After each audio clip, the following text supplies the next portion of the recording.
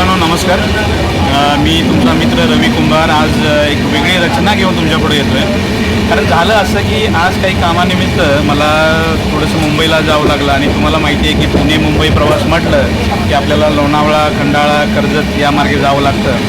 पावसाळ्याचा ऋतू चालूच आहे आणि तुम्ही पाठीमागं बघताय हे सुंदर असे ढग त्या डोंगरावरती सगळे आच्छादलेले आहेत आणि त्या प्रवासामध्ये मला जे काही सुचलं ते मी मांडण्याचा प्रयत्न करतो आहे.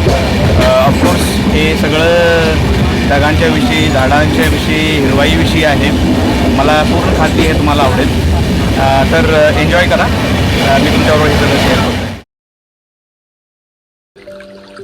मित्रांनो, वरकरणी जरी ही कविता एखादी निसर्ग कविता तुम्हाला वाटेल, पण शेवटाकडे जाताना ती थोडीशी अंतर्मुख करणारी सुद्धा होते. त्यामुळं माझी आपणा सर्वांना नम्र विनंती आहे की शेवटच्या काही ओळी आपण मुद्दाम लक्ष देऊन ऐकाव्यात. तर कवितेचं शीर्षक आहे सफेद भिंती. बघण्या निर्झर ओली झाडे, बघण्या निर्झर ओली झाडे, धुके डोंगरी पसरून गेले, खेळत बसले आनिक थोडे, अन घर परतीचे विसरून गेले, अन घर परतीचे विसरून गेले.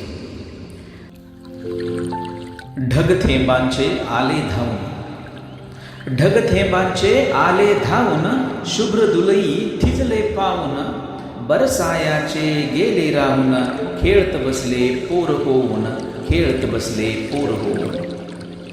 उन्हाड वारा मग आला लहरत, उन्हाड वारा मग आला लहरत, वेली कळ्यांना खट्याळ ठरवत, धुक्यात रेशमी लपले पर्वत, धीर तयाला नव्हता धरवत, धीर तयाला नव्हता धरवत. धुक्यास त्या मग मी प्रश्नच केले, धुक्यास त्या मग मी प्रश्नच केले, येशील का तू माझ्या प्रांती, पटकन वेडे बोलून गेले, का बांधल्यास त्या सफेद भिंती, का बांधल्यास त्या सफेद भिंती.